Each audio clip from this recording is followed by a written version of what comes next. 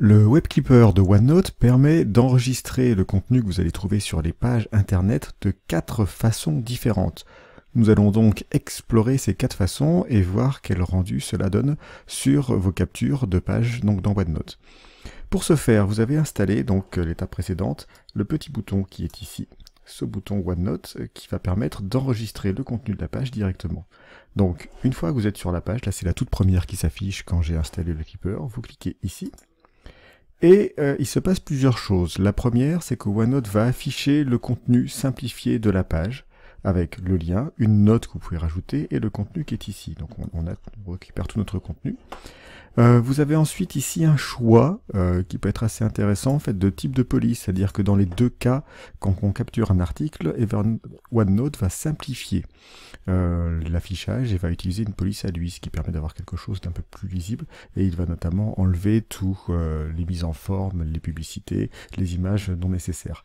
Vous pouvez choisir ici la taille des caractères, et vous pouvez même choisir directement au moment de la capture de surligner un élément qui vous paraît important, ce qui peut être assez utile. Donc ça, c'est en fait l'arrivée par défaut, ce qui est la capture dite article. Vous noterez également qu'on peut choisir directement à partir de OneNote dans quel carnet et dans quelle section on va mettre la page.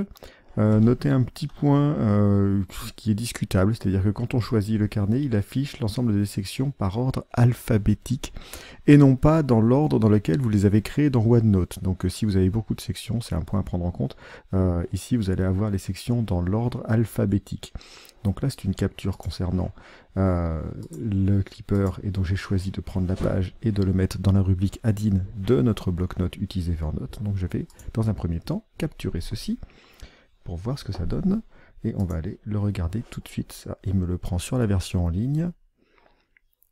Si nous sommes connectés, ça a bien passé, sinon on ira le voir, voilà. On l'a dans la version en ligne directement, donc OneNote Online, avec exactement ma structure. Vous voyez que les add-ins n'étaient pas à la première section, mais comme c'était dans l'alphabétique, apparaît ici, et là je l'ai dans ma version OneNote Online. Si je prends le OneNote standard que j'avais installé aussi, voilà, la page vient d'apparaître ici, il m'a rajouté également là le lien vers la page capturée, donc capturé sur blablabla, le lien que j'avais, et le contenu qui est ici avec mon surlignage qui apparaît. Donc ça c'était la première possibilité, qui est la capture en version article. Si je reviens dans mon Clipper ici, donc voilà, c'est capturé. Si je reviens dans mon Clipper et je dis en fait j'aurais préféré la page entière ou une copie d'écran ou un signé, donc on va y aller. Page entière, la différence, vous voyez ici, on a le formatage complet, donc là on prend tout le contenu. Je n'ai plus d'option en haut de formatage ni de surlignage, et vous allez voir quand on va capturer cette partie-là, on va se retrouver avec un contenu qui n'est plus forcément exactement le texte, mais qui va être le contenu exact de la page internet. Hop, ça synchronise. Et voici, et voilà, là on a capturé mon contenu qui est une page internet. Vous remarquerez que le contenu est beaucoup plus lourd à afficher, et en fait là j'ai le lien, et là j'ai juste une image. Donc il m'a pris en fait le contenu de la page, il l'a transformé en image que je pourrais consulter si je veux, mais je ne peux pas le modifier.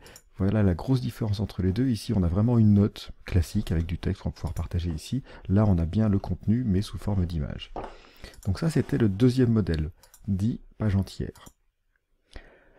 Le troisième modèle, zone, on est sur une copie d'écran. Donc là, ce qui est très intéressant, c'est que vous avez un morceau de page internet qui vous intéresse, vous voulez faire une copie d'écran, et vous allez pouvoir utiliser en fait le Clipper pour faire cette copie d'écran directement. Donc là, j'ai ma partie inspiration qui m'intéresse. Blum, blum, blum, je prends cette copie d'écran, ça l'intègre directement. Je peux encore ajouter une note, je peux rajouter une deuxième copie d'écran si je le souhaite, et je peux remarquer scroller dans la page, donc je ne suis pas limité à ce qui est affiché à l'écran. Hop, je prends ma deuxième partie, par exemple l'actualité, et je capture une deuxième fois. On ira le voir tout à l'heure, je vais juste vous montrer la quatrième possibilité et on aura tout.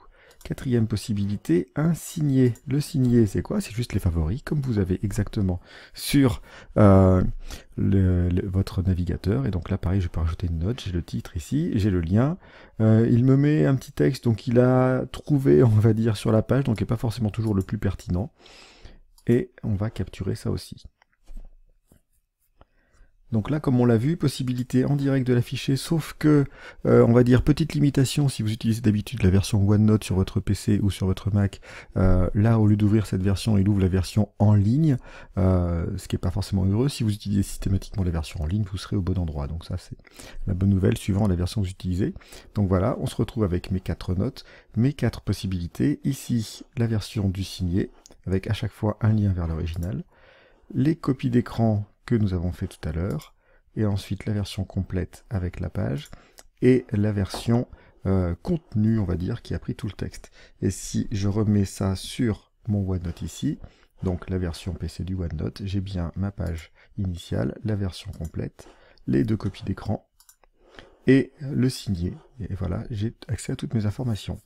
Donc voilà, c'était les 4 méthodes de capture du signé OneNote.